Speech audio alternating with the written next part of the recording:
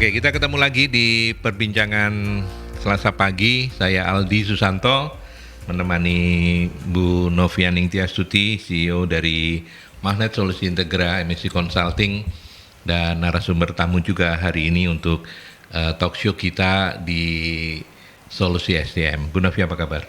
Alhamdulillah sehat. Sehat ya. Semoga Mas Aldi juga sehat. Makin hari makin sehat ya, mudah-mudahan. Pokoknya jarinya jangan sampai hilang ya. Nanti Mbak Desti pengen ngelihat jari hilang. Oke, minggu lalu Bu Novi tidak bisa menemani sahabat-sahabat, jadi saya hanya berdua saja sama Mbak Rovin ya. Mbak Rovin. Nah, kali ini kita akan bicara tentang employee engagement program untuk employee retention. Ya. Dan saya tak menyapa narasumber tamu kita ya. Iya. Yang sudah hadir di studio pagi hari ini. Nama lengkap beliau adalah Desti Lara SPD. Beliau selaku Head of Human Capital Department Mayapada Hospital Surabaya. Panggilannya Mbak Desti ya? Betul, Bapak. Apa kabar? Sehat? Sehat, luar biasa. Luar biasa. Selamat datang di Surabaya ya. Terima kasih, Bapak. Ini pengalaman pertama 40 hari ya. Oh, baru 40 hari di Surabaya. 10 hari, iya betul. Iya. Makanan apa yang sudah disenengin? Yang ketika masuk 40 hari di Surabaya, makanan yang ini enak nih, Surabaya punya ini enak nih apa? Gado-gado sih, Pak. Gado-gado ya. Gado-gado. Okay. Kalau gado-gado bukannya common ya, di mana-mana ada. Iya, rujak juga di mana-mana, tapi itu makanan sehari-hari saya kayaknya. Oh. Jadi favorit ya. Ya, betul. Karena ada salah satu gado-gado yang paling enak, cuman saya lupa itu namanya. Oh, itu deket TVRI. Dia di packing dalam box gede banget, banyak, dan bumbunya banyak banget. Oh, Surabaya. Okay. Surabaya. Ya, oke, kita mau demo masak ya. Oh, kuliner. Ya, Mayapada Hospital so far so good. So far it's great.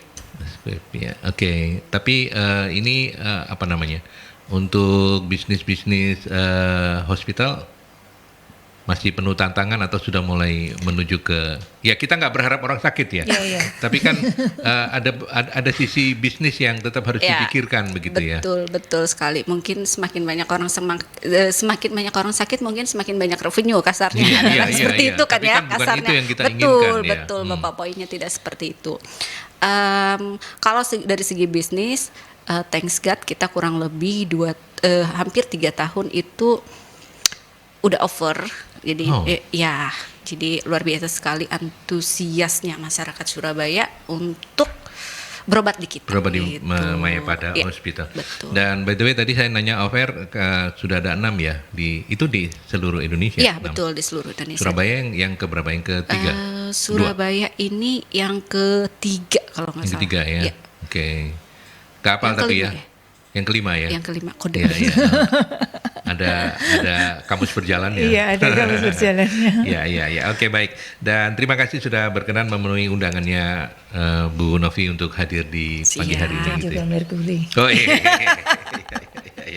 Hari ini sebenarnya target kita adalah retention, employee retention yang kita harapkan sesuai dengan apa yang sudah kita planningkan gitu ya. Nah, untuk itu perlu employee engagement program gitu. Nah, kita sepakat dulu mungkin untuk sahabat-sahabat ya, teman-teman ESAT pasti sudah tahu lah ya employee retention itu apa, tapi nggak ada salahnya kita bahas singkat-singkat apa employee retention, Bu Novi. Employee retention itu keinginan karyawan untuk tetap stay di perusahaan kayak gitu, Mas Aldi. Jadi kalau misalnya ini lawannya itu kalau di dalam kita itu labor turnover gitu. Jadi kalau labor turnovernya makin tinggi, employee retentionnya berarti rendah seperti itu. Seperti itu, dan employee retention ini sebenarnya tercapai ketika terjadi employee engagement kan, kita bicaranya employee engagement gitu kan. Jadi ini employee engagement akan membuat employee retention seperti itu. Iya. Nah, kalau kemudian ada yang menanyakan apa sebenarnya perbedaan mendasar, ada loyalitas karyawan, ada retensi, dan juga keterlibatan karyawan. Ini masing-masing punya perbedaan begitu? Iya, jadi kalau misalnya gini, jadi kan tadi ujungnya yang paling kanan itu kan retentionnya Mas Aldi gitu ya. Terus ini dipengaruhi oleh engagement seperti itu. Nah, sama tadi ada satunya loyalitas. Loyalitas, Ya? Loyalitas. Nah, loyalitas itu kalau orang bukan banyak orang lama ya, tapi banyak orang mempersepsikan kalau loyalitas itu ya wes pokoknya tinggal di perusahaan gitu. Mungkin hampir sama dengan retention. Karyawan yang loyal tuh yang kerja lama, yang kayak gitu, yang bersedia melakukan apapun, yang seperti itu kan. Nah, sebenarnya di dalam loyalitas itu ada engagement. Harusnya di dalam loyalitas ada engagement. Karena ketika kita bicara engagement itu adalah kepuasan karyawan dan juga kontribusi kayak gitu. Jadi ini lebih dari sekedar karyawan puas. Karena kalau karyawan puas bisa jadi dia senang dengan gaji yang diterima, dia senang dengan fasilitas yang diterima di perusahaan, acara-acara, program-program yang mungkin kayak anak muda sekarang banyak sukai seperti itu. Tapi bisa jadi engagementnya nggak dapat gitu Mas. Artinya kontribusi yang dia berikan kepada perusahaan itu nggak ada. Jadi dia satisfy tapi tidak berdampak terhadap engagement. Nah ini kan salah setting gitu loh Mas. Harusnya tadi yang satisfaction ini harusnya bisa berpengaruh terhadap engagement kayak engagement. gitu. Boleh nggak kalau saya bilang employee retention tuh yang tertinggi derajatnya? Bukan juga ya? Hasil sih. Kalau saya bilang itu hasil ya. Mbak Desti mau komen? Oke. Employee engagement itu sebenarnya betul yang dikatakan Bu Novi. Tapi poin pertama dari employee engagement ini adalah dia bukan yang tertinggi, tapi dia masuk dalam ranah nomor 5 mungkin ya, nomor 5 atau nomor 4 dari sebelumnya ada talent acquisition, ada pembagian-pembagiannya lagi gitu. Nah, tapi employee engagement ini merupakan hal yang paling sangat mendasar, paling sangat penting agar kita menjaga turnover kita. Intinya seperti itulah ya. Gitu. Ya. Nah, kenapa ini menjadi penting? Apakah Bu Novi punya data bahwa ternyata labor turnover itu masih cukup tinggi? Secara rata-rata secara umum. Sebenarnya gini, saya nggak punya data secara umumnya, tetapi berapa nilai rata-rata labor turnover yang normal kayak gitu itu sekitar 10%. Kayak gitu. Jadi apakah cukup tinggi atau tidak ini saya tergantung yang memaknai ya. Iya, tapi kisarannya 10% gitu Mas Aldi. Oke. Kalau di hospital seperti apa gambaran labor turnover ini sepanjang yang Mbak Desti memang basically-nya justru hotel gitu ya. Jadi kalau di rumah sakit mudah-mudahan sudah mulai mempelajari begitu ya, meskipun sedikit-sedikit. Kalau boleh tahu kalau sudah punya data bagaimana tentang turnover di hospital?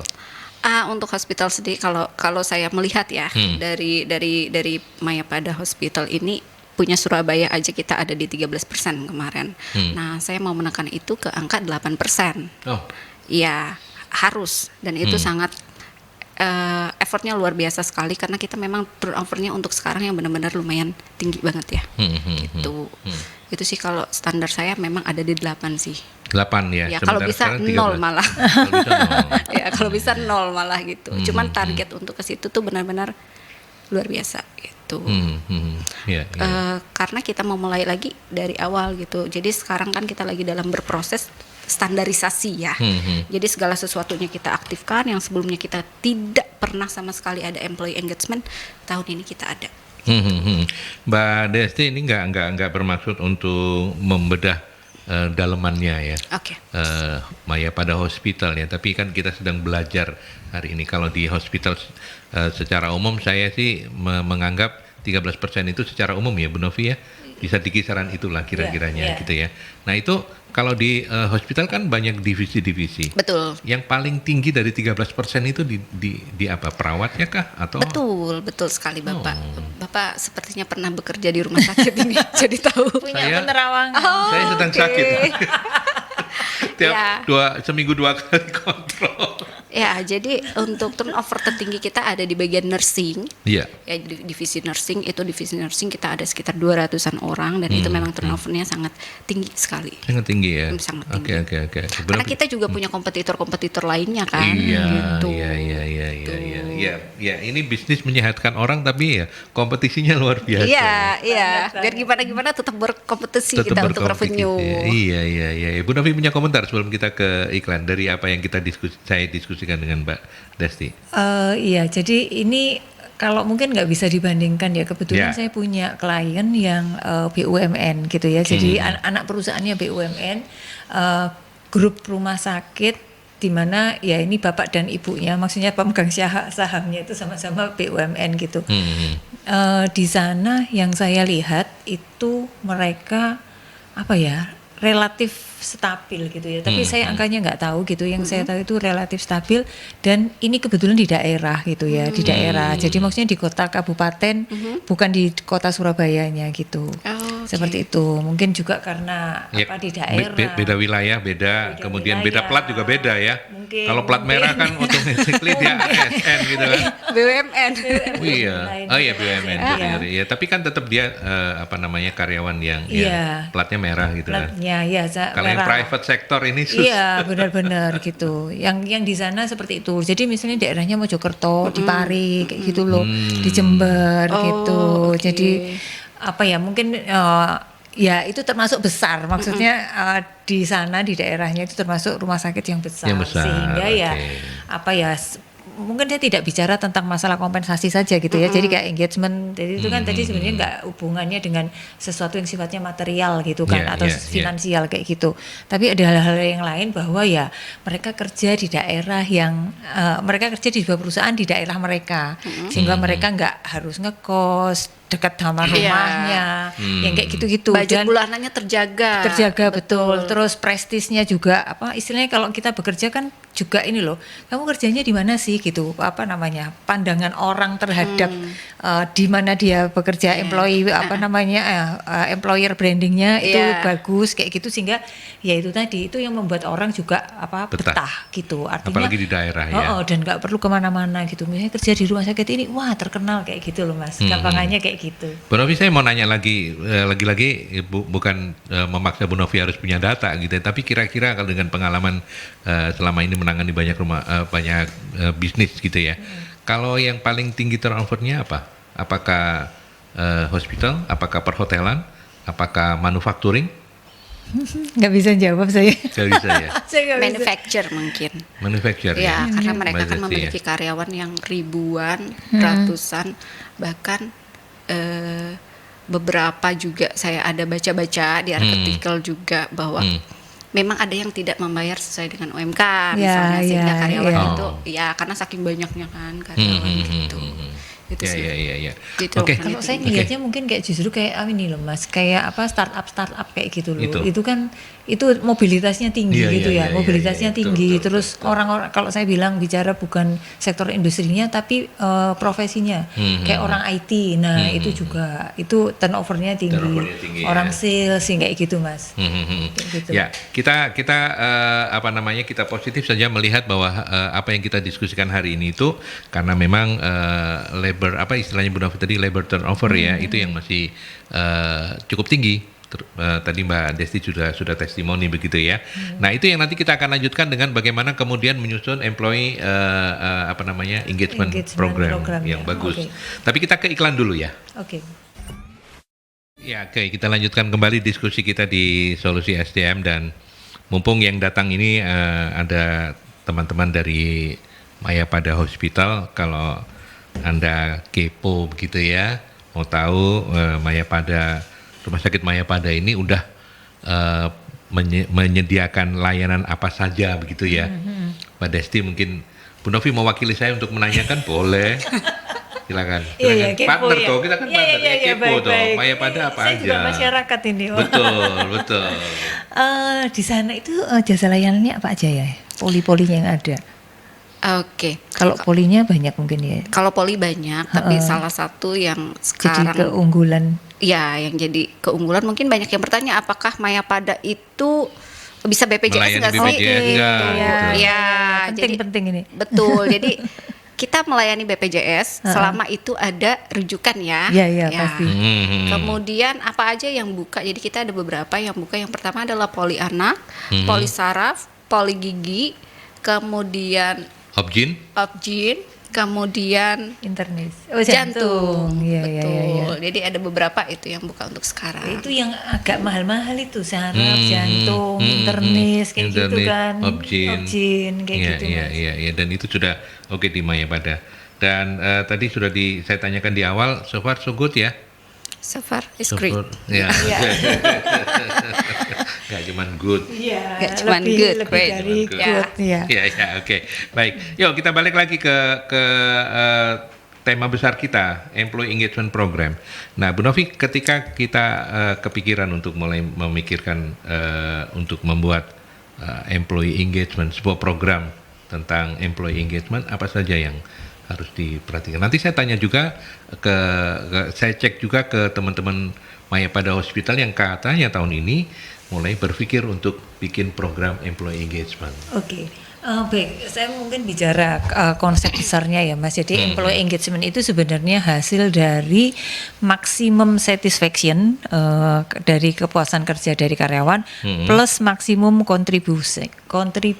Jadi kontribusi maksimal dari perusahaan. Nah, itu tadi bagaimana kita menggabungkan supaya kemudian antara satisfaction dan kontribusinya itu dapat gitu kan. Nah, kalau untuk mendapatkan yang satisfactionnya itu caranya adalah antara lain ini saya bicara kerangkanya dulu lah. Karir gitu ya, jadi jenjang karir buat karyawan itu ada jelas. Terus kemudian kombennya gitu Mas, komben itu compensation benefitnya karyawan. Terus kemudian job fit, jadi kesesuaian orang dengan pekerjaannya gitu akan membuat orang jadi satisfied serta komitmen terhadap pelanggan kayak gitu. Jadi ini adalah untuk satisfactionnya. Nah kalau untuk contributionnya itu adalah bagaimana kita ini menetapkan, kan gini, karyawan berkontribusi itu karyawan yang bukan hanya tadi itu loyal kayak gitu ya. Loyal itu maksudnya mau mengerjakan apa saja, tetapi apa yang dia kerjakan itu juga membuat dirinya berkembang. Jadi misalnya dia mengambil tanggung jawab lebih, dia mau berinisiatif melakukan sesuatu yang bermanfaat untuk perusahaan atau untuk pekerjaannya seperti itu. Jadi yang seperti itu bukan hanya sekedar dia loyal. Nah, kalau yang seperti itu berarti dari manajemen ini harus menyiapkan clarity atau kejelasan dari pekerjaannya. Jadi mulai dari ketika awal orientasi, job desk-nya yang seperti itu, hal-hal yang lain yang diperlukan untuk pekerjaannya. Seperti itu clarity-nya. Terus kemudian alignment, bagaimana sebenarnya kita ini bisa menciptakan supaya karyawan ini juga align dengan perusahaan. Antara lain melalui feedback yang reguler yang seperti itu. Terus kemudian juga sesuatu yang diarahkan kepada supaya apa yang dia kerjakan itu dia paham apa yang dikerjakan dan yang dia kerjakan ini sesuai dengan yang diharapkan perusahaan gitu. Jadi ada alignment antara apa yang dia kerjakan dengan apa yang dia lakukan. Lalu kemudian sumber daya dan alatnya seperti itu serta proses feedback untuk pengembangan. Itu kurang lebih garis besarnya seperti itulah. Nanti kita bisa bedah satu persatunya Mas Aldi. Ya, secara umum ya. Nyalain aja Will. Oh masih ini. Mbak Desti, dari apa yang sudah dijelaskan oleh Bu Novi untuk Mayapada sendiri seperti apa? Oke, dari Bu Novi lebih menjelaskan tentang kaitan dari employee engagement, impact-nya untuk ke retention karyawan. Betul apa yang dikatakan oleh Bu Novi, cuman saya di sini lebih banyak menambahkan agar employee engagement ini tercapai dan agar retention ini sangat turun. Maksud saya turnover-nya sangat turun banget ya.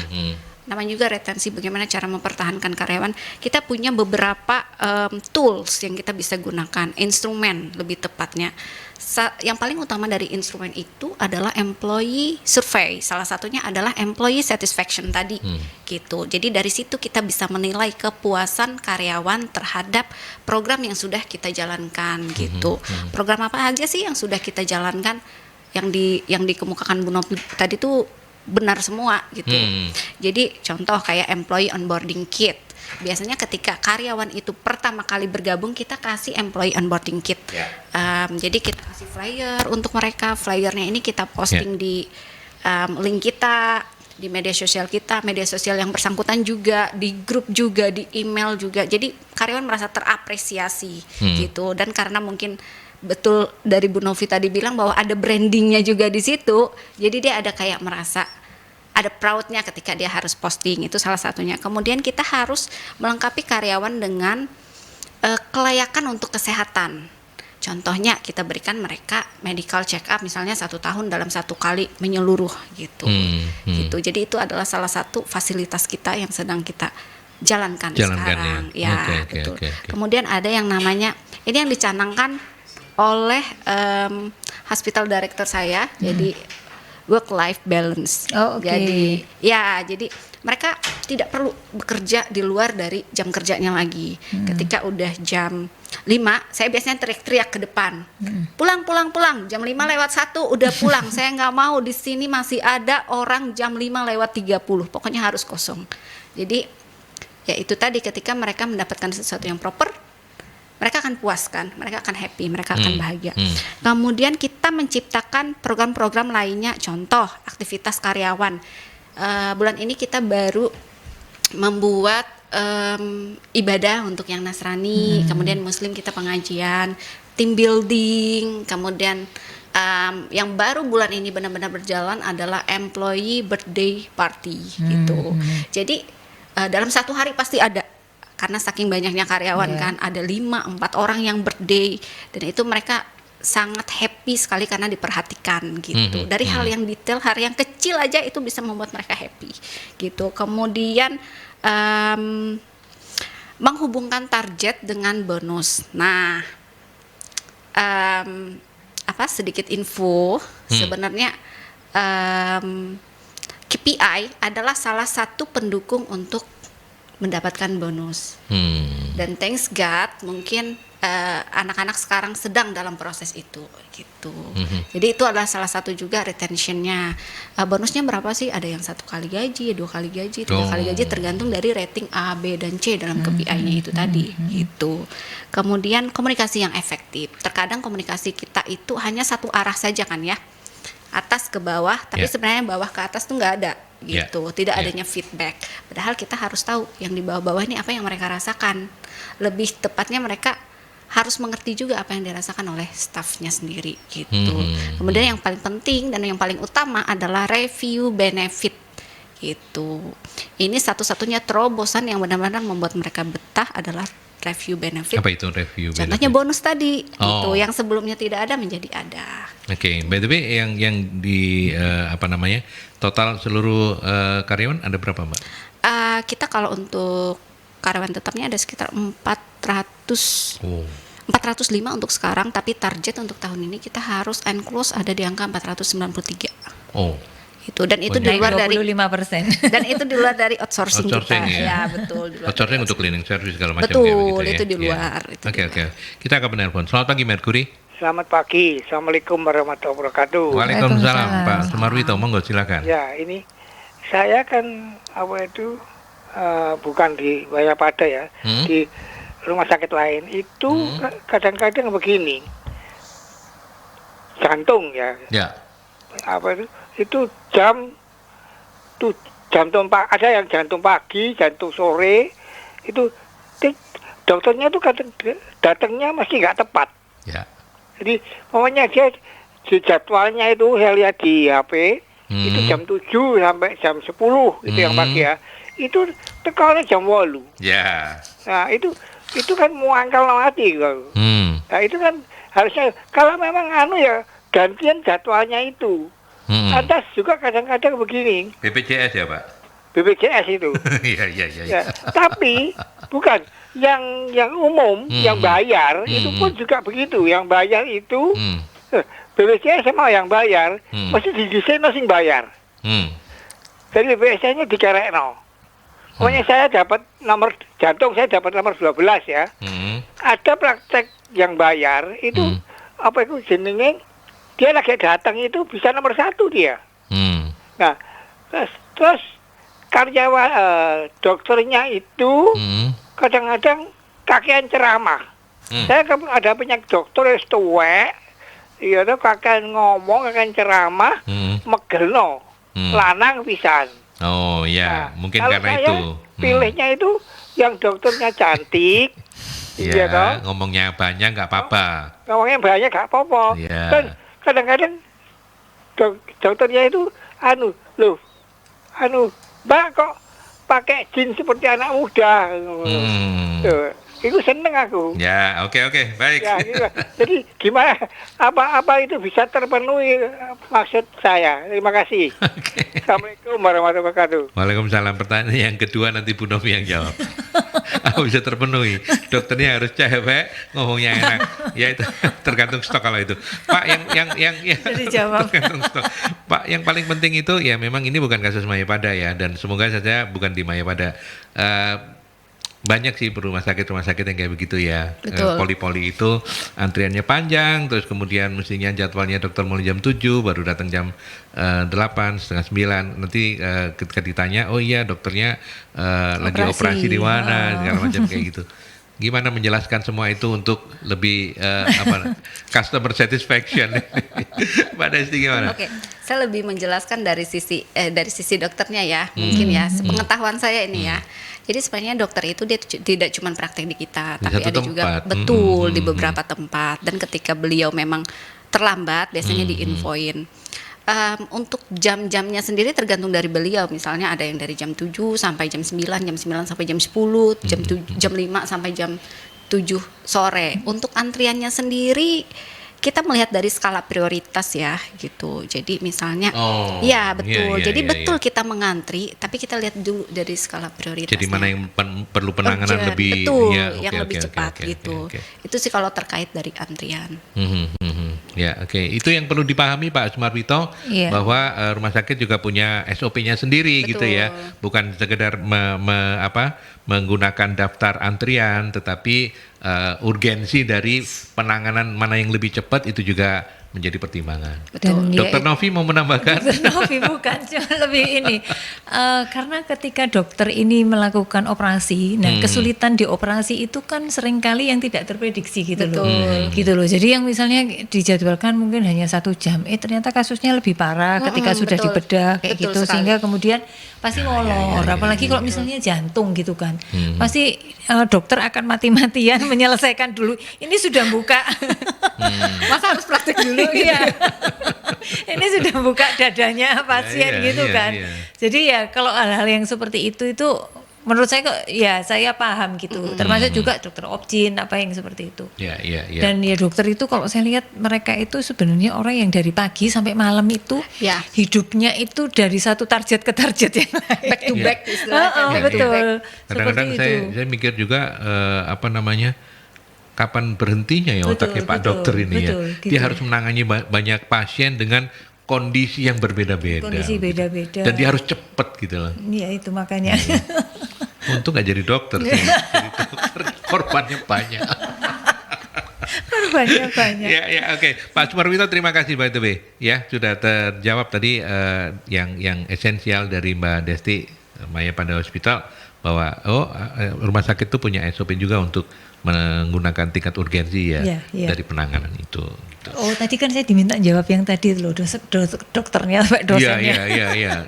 Iya, jadi karena ya itu tadi di awal Mas Aldi sudah memberi clue tergantung stok gitu ya. Ini saya cerita ayah saya di Malang gitu, terus di rumah sakit Lafayette. Nah itu juga pasien dokter jantung. Nah dokter jantungnya itu masih muda gitu ya. Masih muda itu maksudnya itu nggak muda-muda banget, cukup senior tapi energik, cantik kayak gitu. Dan orangnya ini empatik gitu. Apalagi ayah saya ini sudah 85-an lebih gitulah usianya.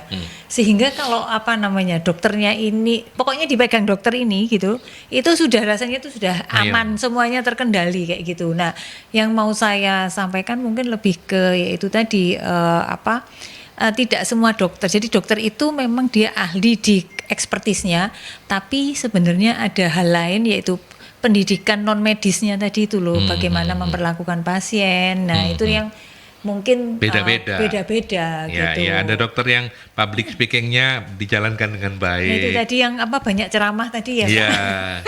itu dokter yang galak Pak. Jadi ya nasibnya Pak Sumarwito lah. Katanya ini tergantung amal ibadah. Tergantung amal ibadah. Maaf loh Pak. Nah kalau yang terakhir bercanda. Iya, bercanda, oke. betul. Tapi memang itulah kondisi dokter memang berbeda-beda begitu ya. Oke, saya mau Bu Novi komentar juga tadi dari apa yang wah keren ya employee engagement programnya Mayapada luar biasa lengkap. Luar biasa, ya. Apa komentarnya? Apakah memang harus sedetail itu kalau iya, tergantung effortnya luar biasa dong kan gitu tergantung dari organisasinya ya. Dan kalau kita mau bicara engagement itu kan ya tergantung siapa yang ada di dalam gitu. Nah, kalau sebenarnya awal tadi yang nanti akhirnya endingnya ke retention itu adalah ini kegagalan yang banyak terjadi itu karena ketika merekrut kita itu bukan merekrut orang yang tepat itu. Betul. Seperti itu. Betul, Itu kegagalan betul. terbesarnya itu di sana. Saya akui gitu. di situ. Okay. Iya, jadi ketika kita merekrut karyawan ini tidak tepat gitu. Jadi kalau gini, kadang kita ini terlalu berorientasi terhadap sesuatu yang sifatnya perfect kayak gitu. Tetapi sebenarnya yang dicari itu harusnya yang culture fit. Gitu ya. Betul. Jadi kita itu nyarinya yang cocok sama budaya kita, enggak harus lulusan perguruan tinggi negeri yang terkenal, enggak harus pengalaman kerjanya yang bagaimana atau punya keahlian misalnya spesialisasi atau ini yang tinggi-tinggi, tetapi sebenarnya yang pertama itu culture fit. Karena itu tadi ketika ini brodol di awal istilahnya lepas, ini enggak tahu bahasa Jawa. Iya. Ketika ini sudah lepas di awal, maka untung tangannya akan Bu Novi sulit. gini-gini jadi Mbak Desi bisa membayangkan brocol itu maksudnya sesuatu yang brul gitu. Ambrol gitu ya.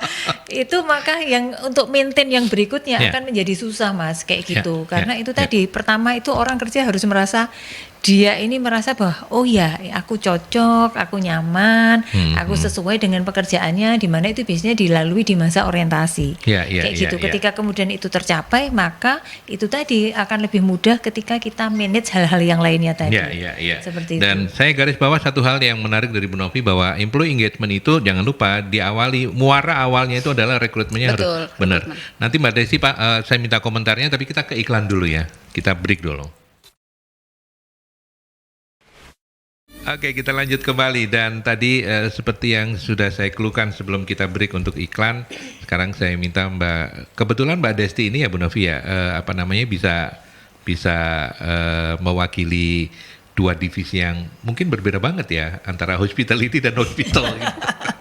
Kata-katanya tidak terlalu beda jauh, tapi dari perhotelan ke rumah sakit itu kan dua hal yang berbeda, begitu ya. Nah, ketika bicara rekrutmen menarik dong untuk kita dengerin ceritanya, untuk kita dengerin pengalamannya. Gimana Mbak Desti? Betul, kalau di hospital sendiri rekrutmen mungkin untuk seluruh human capital, human resource yang challenge banget adalah satu rumah sakit memiliki ratusan posisi, job title, requirement yang berbeda-beda dan ini sangat challenge dan kita belum tentu dapat kandidat yang sesuai. Nah, betul kata Bu Novi katakan tadi adalah porosnya itu adalah rekrutmen memang.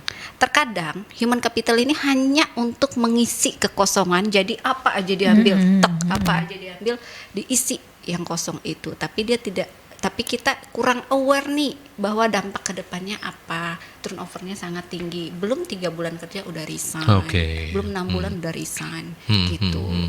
Jadi rekrutmen itu sangat penting di awal untuk menentukan job position, job career, job matrixnya. Apakah dia memang proper untuk di kita, fit di kita gitu. Ketika di Mayapada sudah sempat rekrut belum? Udah Jadi ya? Setiap hari kita rekrutmen. Berarti bisa mengkomparasikan ketika di perhotelan dengan di hospital apa? Kalau di perhotelan yang harus diperhatikan gitu dari rekrutmen itu. Kalau di perhotelan apa? Kalau di hospital apa? Gitu. Kalau di hospital itu ya satu sih susahnya saya ya.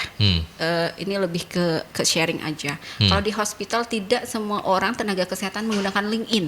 Tetapi kalau orang hotel seluruhnya pasti menggunakan LinkedIn dan sangat aktif dari level terendah sampai level tertinggi. Jadi saya nggak perlu posting job vacancy kan, jadi nggak perlu posting, saya tinggal approach nih, cari job title-nya. Jadi enak banget dapat kandidat, satu malam saya bisa dapat 5 kandidat. Tapi kalau untuk hospital sendiri karena banyak requirement tertentunya, mereka harus punya sertifikat ini itu sangat susah sekali, bahkan mereka tidak aktif di LinkedIn. Itu. Gitu sih. Ya, Terus pertanyaan Bapak Apalagi? maaf apa tadi Pak? Bedanya. Ya, bedanya apa? Bedanya sangat berbeda jauh Pak. Beda jauh nih. Ya itu tadi berbeda jauh adalah di kriteria sama syaratnya. Karena syarat yang namanya tenaga medis dia jauh lebih kompleks kan, karena di situ tergantung nyawa orang gitulah kasarnya adalah. Terus tapi satu kesamaan dari hotel dan rumah sakit ini adalah sama-sama inap. Iya kan? Basicnya itu yang tadi samanya adalah servisnya itu loh, servisnya itu yang servisnya dipakai. sama, nginepnya juga sama. Iya, nginepnya juga sama. Sama-sama nginep, servisnya sama gitu. Cuman yang membedakan dalam rekrutmen itu adalah susahnya kita mendapatkan kandidat yang benar-benar fit untuk rumah sakit itu sendiri, karena tenaga kesehatan itu belum tentu perawat itu bisa punya dokumen yang lengkap, sertifikat yang lengkap itu. Meskipun mereka apply di kita, tapi karena ada misalnya tidak memperpanjang STR, SIP dan lain sebagainya, itu kan kendala kita untuk merekrut gitu. Tapi kalau hotel, karena kita yang penting ada lampiran sertifikat lah, expirednya entah kapan itu masuk aja ada, gitu. Itu enaknya. Karena ini kan Enak pegang itu. pasien, jadi ada regulasi-regulasi yang ngatur kayak gitu. Betul. Kalau dia nggak punya STR misalnya, ada apa Pak sama pasien? Pasien, nah itu dia. Ya, STR-nya mati Ini misalnya. sama tidak sama persis tapi hampir mirip dengan ketika manufacturing tapi farmasi ya. Ya, Kita sempat ngobrol kan, jadi kan rekrutmennya ribet banget karena memang dia bahkan pilek aja, gejala pilek aja nggak boleh masuk supaya tidak bakterinya mencemari obat-obat yang kayak gitu-gitu kira-kira. Dan lagi karena ini Mas, rumah sakit ini kan kalau orang bicara itu noble bisnis gitu. Jadi maksudnya bisnis tapi mulia gitu kan. Iya kan? Iya, yang satunya berarti enggak ya Bu ya. Enggak, maksudnya karena ini tadi itu keselamatan pasien, terus nyawa lah kayak gitu loh. Seperti itu. Sehingga ya itu tadi menjadi sangat penting ini. Karena ini saya dari cerita yang ini orang-orang di rumah sakit ada perbedaan besar, misalnya perawat zaman sebelum ini dengan setelah ini yang sekarang ini banyak anak-anak muda. Kalau dulu perawat itu mau ngelepas plester aja gitu ya dari luka gitu. Itu tuh mereka itu pendekatan yang diutamakan ke pasien sehingga pasien tuh merasa nyaman, enggak takut terus enggak membayangkan ini sakit seperti apa. Jadi misalnya tarik nafas dulu ya, nanti mungkin agak sakit. Jadi kita dikondisikan gitu kan. Edukasinya dulu. Terus kemudian ini kalau misalnya muslim dia akan baca bismillah gitu ketika mau memulai itu. Nah, itu agak beda dengan yang anak sekarang. Pokoknya nih lepas plester ya bread gitu katanya.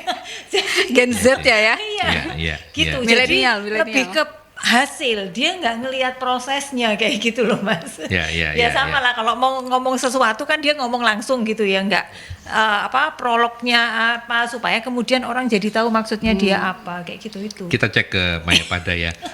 Berapa banyak sekarang anak-anak yang di nurse itu dari milenial pasti udah banyak ya. Iya. Kalau yang Gen Z belum. Gen Z ada Pak, pasti ada. Pasti udah ada ya. Iya, bahkan ada orang-orang lama memang masih ada, yang berumur juga masih ada. Tapi kita memang kebanyakan milenial lah ya. Milenial gitu. Tapi milenialnya kita lihat dulu yang experience. Ya, karena kita juga nggak mungkin ketika baru lulus kita taruh untuk mulai kerja gitu. Tapi untuk kalau di perawat Gen Z ada belum? Ada ya. Ada. Tapi nggak kayak Bu Novi bilang kan ya. Jadi solusinya adalah mereka saling nyolok diri sendiri dulu. Oke. Saling gitu. Iya, saling. Ya. Jadi entah satu orang itu berapa kali nyolok, pokoknya terserah, yang penting gimana caranya. Iya betul Pak. Oh iya. Iya, jadi sebelum ke pasien mereka harus dengan diri mereka sendiri. Everyday. Oh, oke. Gitu ya. Iya. Iya. Kalau nggak bisa nyolok, jadinya suruh buang kayak saya. Ya oke. Bu Novi tadi disebut-sebut oleh Mbak Desi soal KPI ya, KPI ya. KPI tapi nggak enak kalau ngomong KPI ya, kayak Komisi Penyiaran Indonesia, KPI aja. Nah,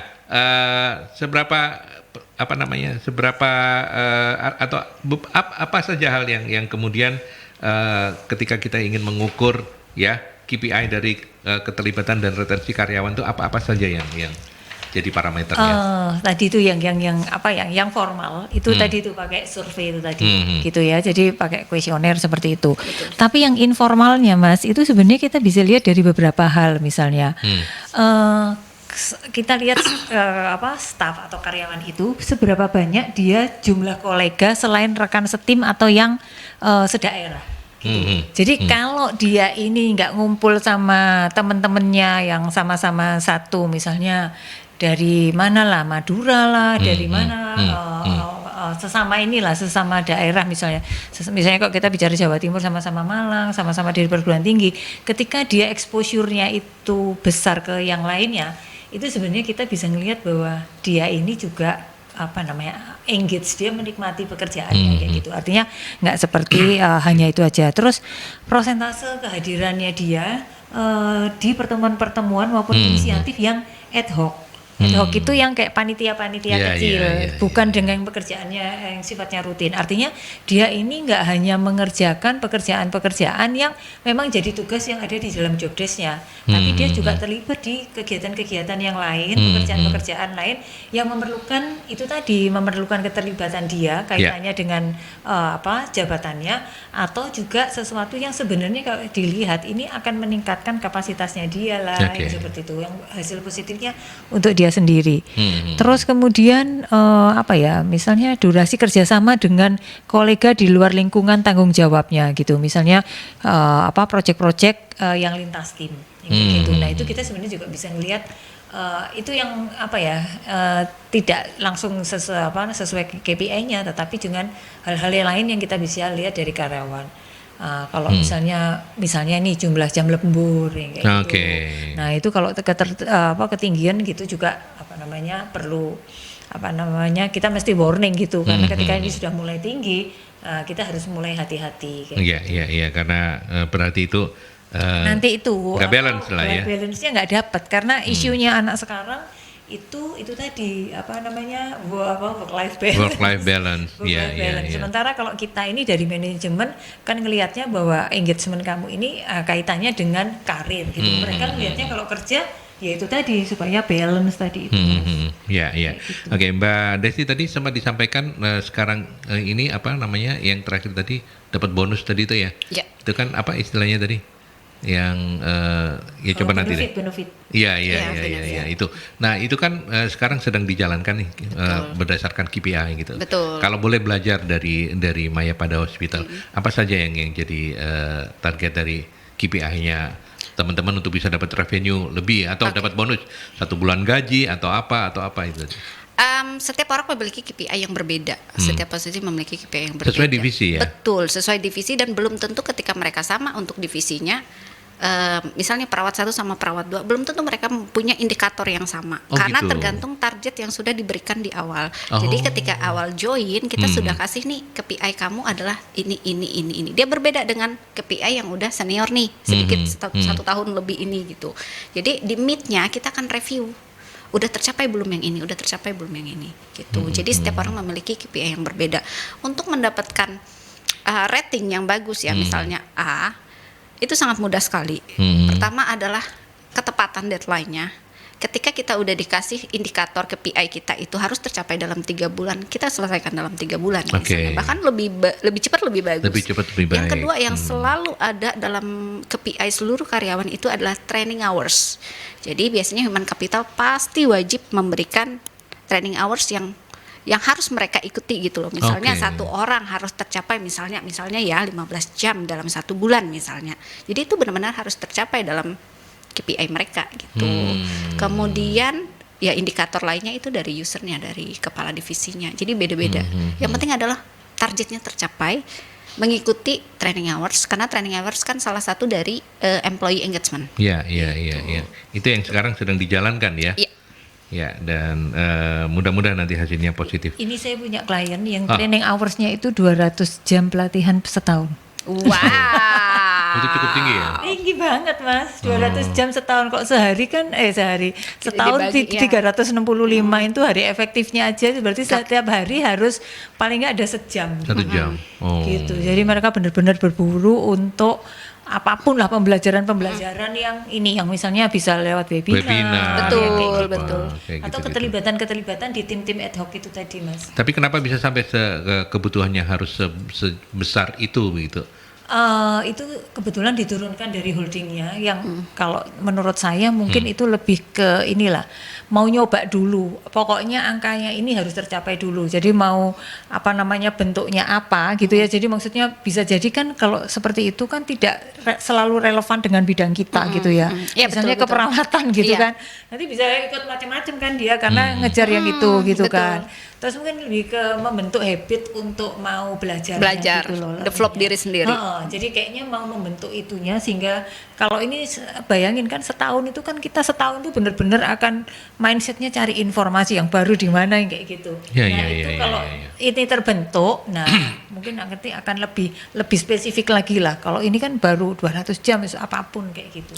Ini Ada- analisa saya sih. Iya, ada apa namanya, ada kontraproduktifnya nggak? Orang kan kemudian menjadi takut duluan, atau orang kemudian menjadi sekedar memenuhi tapi asal-asalan. Ada nggak hal-hal yang kayak begitunya? Cukup kalau- tinggi nggak kemungkinan terjadinya hal-hal itu? Bisa, terutama ini Mas, kalau takut duluan sih enggak, tapi lebih menjadi tidak tepat Asal-asalan sasaran. ya, Tidak tepat asal-asalan. sasaran itu. Karena ya itu tadi 200 jam dari mana lagi Hanya kayak karena gitu. mencukupi jam Iya, trainingnya, iya. jadi Nah, apapun itu. diambil. Iya. Itu, Makanya kalau betul. kita menetapkan KPI jumlah jam pelatihan itu juga sebenarnya tidak terlalu bagus kalau misalnya hanya nanti orang mencapai jamnya gitu. Sementara sebenarnya hasil dari pelatihan itu adalah Impact. output Iya. atau impactnya dia dari dia melakukan pelatihan itu. Iya, betul. Seperti itu. Iya. Mbak Desi, saya juga mau nanya apa peranan penting dari komunikasi yang terjalin baik untuk mendukung employee engagement Sangat penting. di Sangat Mayapada penting. seperti apa gambarannya? Kalau boleh belajar sekali lagi. Oke. Jadi inti dari kerja sama tim itu adalah komunikasi ya, komunikasi yang betul. efektif. Ketika tidak adanya komunikasi akan ada banyak sekali misunderstanding ya, miscommunication di situ. Salah satu cara untuk sekarang saya yang saya mulai implementasikan adalah membuka forum face to face 101 dengan karyawan, yaitu keluh kesah karyawan. Oh. Jadi ya saya HC membuka itu mulai dari Februari. Jadi ini benar-benar program yang baru banget karena di situ. Kenapa saya bisa membuka ini? Karena ketika baru join, saya banyak banget nih dapat pasien ini dan mereka sebenarnya adalah curhat. Gitu. Ada yang relevan dengan kerjaan, ada yang enggak. Tapi memang mostly-nya semuanya tentang pekerjaan, tentang superior, tentang peers gitu. Job desk dan lain sebagainya. Nah, itu sangat penting untuk kita tahu, itu adalah salah satu dari employee engagement gitu. Jadi dari situ saya akan analisis apa sih sebenarnya masalah yang paling banyak, apa solusi dari kita, dampaknya ke karyawan apa, apa yang harus kita hilangkan juga dari situ gitu. Kemudian hasil akhirnya adalah ya kita akan konsultasi dengan atasan sendiri, ada masalah ini gimana, ada solusi lain nggak, apa ada tanggapan, apa yang harus kita lakukan agar karyawan tetap nyaman gitu.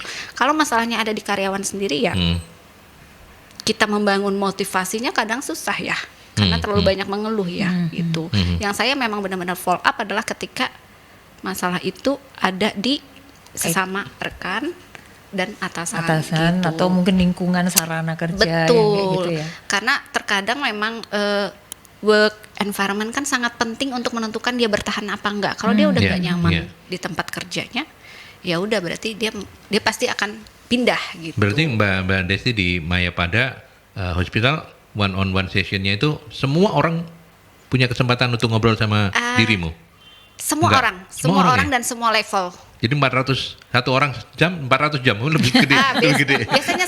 Biasanya sehari ada minimal ya ada 3, ada 2, dan itu kan kita text time banget ya, satu Iya, orang iya. bisa sampai 2 jam. Oh. Ya, jadi kadang saya memang tidak membatasi mereka untuk mengeluarkan apapun itu, karena dari situ saya bisa introspeksi untuk manajemen sendiri seperti apa gitu. Iya. Itulah pentingnya komunikasi yang efektif gitu. Karena anak-anak ini terkadang mereka sangat diam, mereka tidak berani.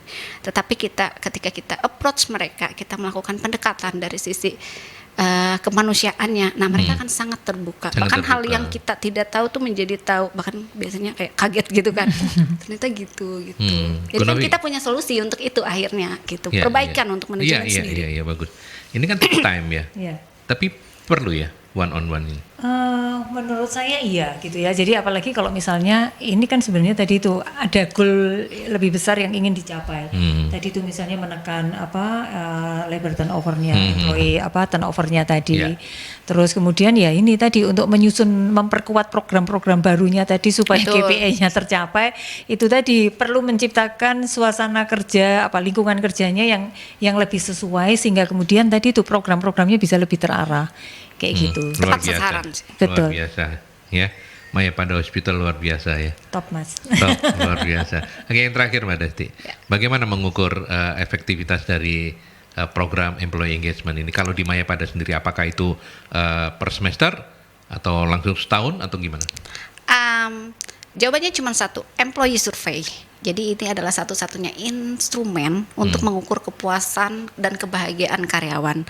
Employee survey bisa kita lakukan per triwulan, bisa juga kita lakukan per 6 bulan. Tapi per triwulan biasanya terlalu cepat untuk kita melakukan review. Biasanya di mid sih, di mid year gitu. Mid dan kebanyakan akhir tahun biasanya setahun sekali. Iya, karena nggak mau ribet kan ya, kan lumayan survei itu. Belum lagi kita ngetik ini apa sih, kita analyze lagi masalahnya di mana gitu. Biasanya orang-orang akan ngambil setahun, tapi saya biasanya akan review lagi di 6 bulan. Gitu. Ya. Nanti kita Desember 2024 bisa review lagi ya. Belajar lagi dari menghadirkan Mbak Desti untuk kita belajar. Hasilnya piye Mbak kalau di terlalu lama Pak. Pada hospital. 6 bulan lagi. 6 bulan lagi ya. Bulan Juni nanti Mas. Baik, silakan diatur Bu Novi.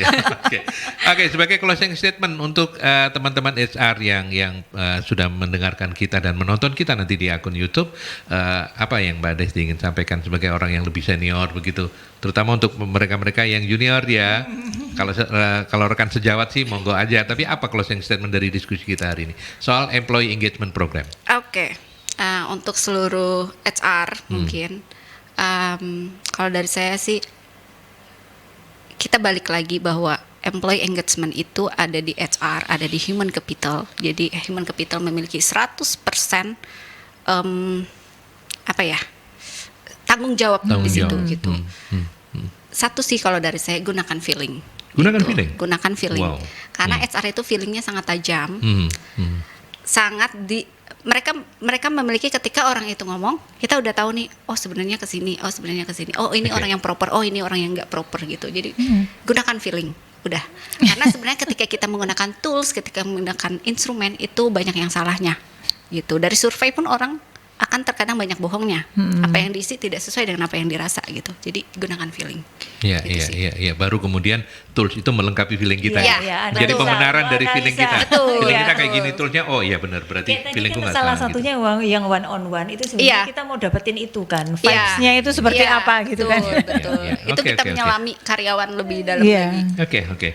Terima kasih banyak Mbak Desti Lara SPD, Head of Human Capital Department Mayapada Hospital. Sukses terus untuk Mayapada Hospital ya. Amin. Mudah-mudahan kedepannya nanti sampaikan ke Mbak Sela ya untuk kerjasama sama Mercury juga ya. Siap Bapak. Pesan sponsornya kayak sponsor. gitu. Kita kan lagi punya acara yang kesehatan, series kesehatan. Iya. Mungkin bisa ya. Oke. Baik, Bu Novi apa closing statementnya? Jadi gini, kalau kita bicara tadi rumah sakit sebagai noble bisnis, maka tadi itu jadi noble bisnis, jadi nggak bisa dipisahkan ya. Bisnisnya itu dapat gitu, artinya cuannya dapat ketika customer experience-nya dapat gitu kan. Nah, customer experience-nya ini didapatnya dari mana? Dari employee engagement. Employee engagement ini dari mana? Dari employee experience gitu. Jadi dalam employee experience yang bagus akan menciptakan engagement, akan menciptakan customer experience supaya cuannya dapat gitu. Dan service yang excellent. Iya, service excellent. Endingnya ada di mana service excellent? Bonus. Oh iya gitu ya. Betul, ada di situ. Catat nih lah, bonus. Itu kan yang dibutuhkan kita. Iya. Oke, webinar series masih akan ada lagi? Iya, webinar series ada hari Jumat besok. Ini temanya. Jadi 15.30 ya, bukan 15 ya? Enggak. Kemarin tuh kebetulan dokternya baru bisa jam 4 sehingga kemudian dimundurin gitu. Tapi besok tetap jam 3 Mas. 15 sampai 16.30 ya? 15 sampai 16.30 soalnya supaya nggak kemalaman. Kemarin agak kemalaman. Terus kemudian temanya itu adalah tentang bagaimana kita mengetahui radar kesehatan kita ini sedang oke atau tidak oke. Jadi pembicaranya saya lupa dokternya siapa, tapi salah satu dokter dari Prodia. Oke. Seperti itu. Jangan lupa diundang, linknya nanti dikirim ke Mbak Sheila supaya Oke, Mbak Sheila pasti. bisa ikut webinarnya. Ikut Kita bisa webinar, dipertimbangkan untuk bahwa mensponsori. iya, untuk mensponsori program ini kerjasama Mercury sama MSC Betul, ya. betul, Oke. Mas. Baik, tapi terima kasih banyak. Sehat-sehat terus Mbak Desti. Siap, Mudah-mudahan Bapak juga. kerasan di Surabaya. Amin, kerasan pasti. Ya gitu ya. Oke, Iya. Bu Novi terima kasih banyak. Terima kasih, Mas Aldi. Sampai kita ketemu minggu depan. Minggu depan. Oke, baik. Dan sahabat Mercury sampai di sini talk show Solusi SDM. Kita ketemu lagi di talk show dengan topik dan tema yang narasumber yang berbeda juga di hari dan jam yang sama minggu depan. Sampai jumpa.